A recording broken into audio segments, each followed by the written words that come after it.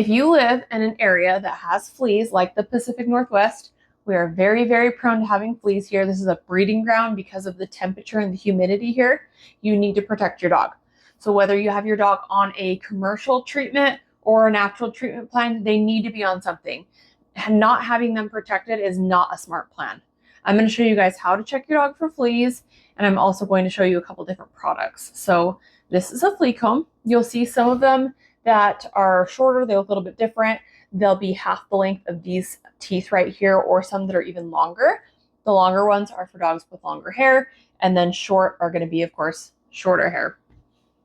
You should be checking your dog daily if you have them on a natural treatment plan, because those natural methods, they work, but they do not work as well if you're not layering them, and they don't work as well as a commercial chemical product.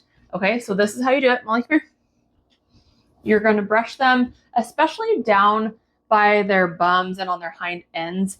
Fleas will typically hang out on the tummy area and right around here. So you're going to brush them just like you're brushing their hair. Go all the way down to the skin. And she doesn't like this, but I don't care because it needs to be done. And kids don't want to go to school or eat their vegetables. Guess what? They still have to do it because it's good for them, and we need to make sure that we're doing what's best for our children. Okay, so that includes dogs. So once you've got them brushed, you're going to grab the hair and just inspect it. If it's got fleas, your dog has fleas. But another sign that they've had fleas, or they potentially still have them, you just didn't catch one, is in their hair, you're going to see bits of little black stuff. Okay, now when fleas bite your dog, there's going to be little speckles of blood, and then it's going to dry, and then it's going to come off into your brush. There's also flea poop, and that is essentially blood as well.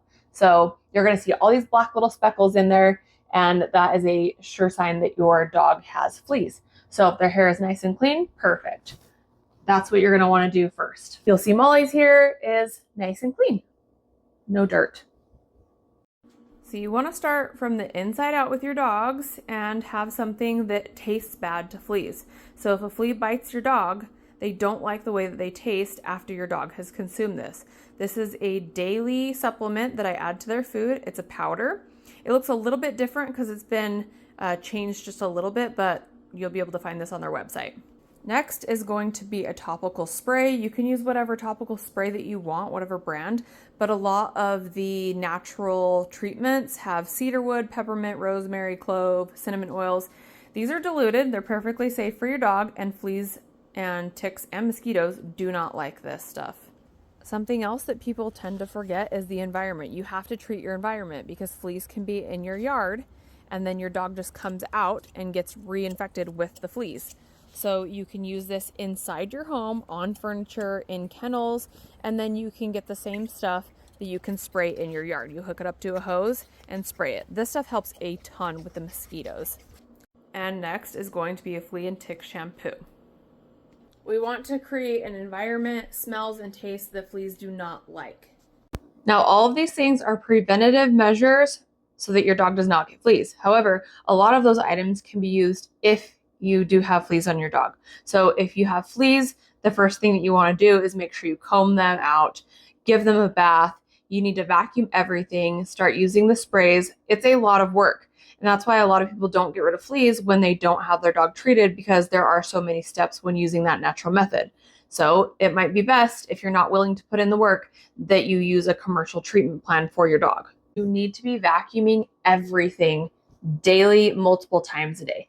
Everything that your dog has touched, if they have fleas, you have to wash it every day until that flea infestation is gone. One flea can lay 50 eggs a day. Something else that natural vets that I like to follow have also said is that dogs that are fed kibble are a lot more likely to have fleas compared to dogs that are fed a gently cooked, a raw diet, or freeze-dried raw, for example. Fleas don't like the taste of that, but with kibble, it's filled with a whole bunch of different crap in it, and fleas like the taste of it, so their diet does matter. So please do yourself and your dog a favor. Get your dog on a flea prevention commercial, or do all of the steps naturally and check your dog regularly.